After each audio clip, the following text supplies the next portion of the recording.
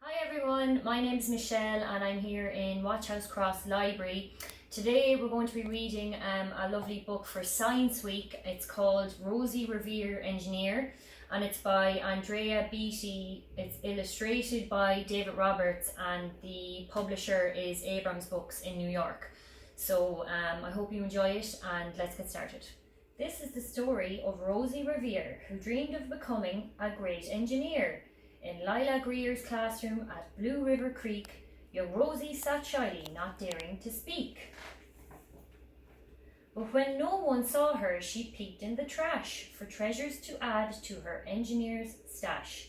And late at night, Rosie rolled up her sleeves and built in her hideaway under the eaves. Alone in her attic, the moon high above, dear Rosie made gadgets and gizmos she loved.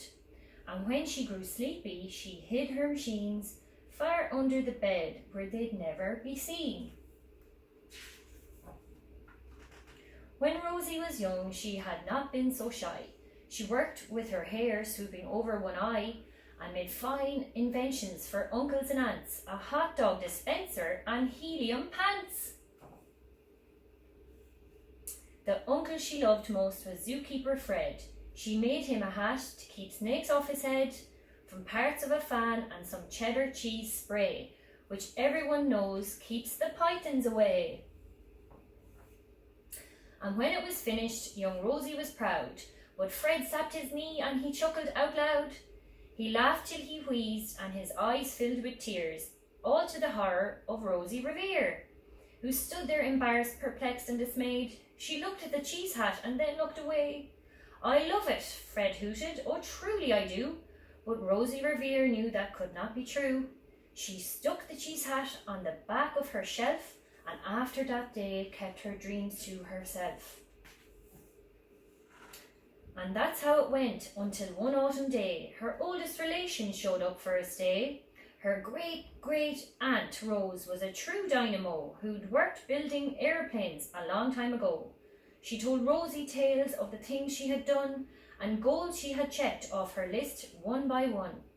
She gave a sad smile as she looked to the sky. The only thrill left on my list is to fly.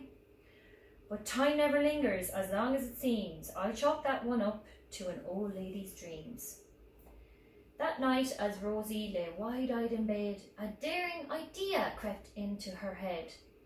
Could she build a gizmo to help her aunt fly? She looked at the cheese hat and said, "Oh, no, not I." But questions are tricky and some hold on tight, and this one kept Rosie awake through the night. So when dawn approached and red streaks lit the sky, young Rosie knew just how to make her aunt fly. She worked and she worked till the day was half gone, then hauled her cheese copter out onto the lawn to give her invention a test just to see the ridiculous flop it might just turn out to be. Strapped into the cockpit, she flipped on the switch. The Hello Cheese copter sputtered and twitched. It floated a moment and whirled round and round, then froze for a heartbeat and crashed to the ground. Then Rosie heard laughter and turned round to see the old woman laughing and slapping her knee. She laughed till she wheezed and her eyes filled with tears, all to the horror of Rosie Revere, who thought, oh no, never, not ever again will I try to build something to sputter or spin, or build with a lever or a switch or a gear, and never will I ever be a great engineer. She turned round to leave, but then great-great-aunt Rose grabbed hold of a young Rosie and pulled her in close, and hugged her and kissed her and started to cry.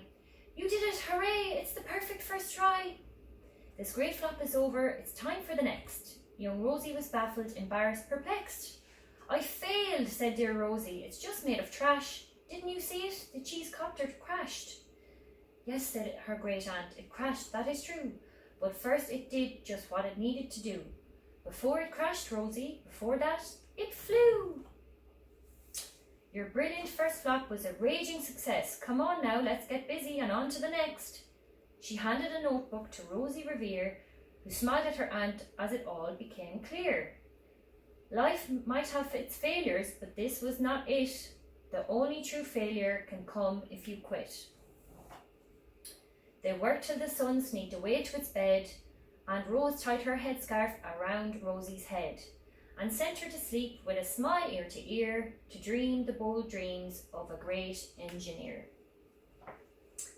At Blue River Creek, all the kids in grade 2 build gizmos and gadgets and doohickeys too. With each perfect failure, they all stand and cheer, but none quite as proudly as Rosie Revere. And that is the end.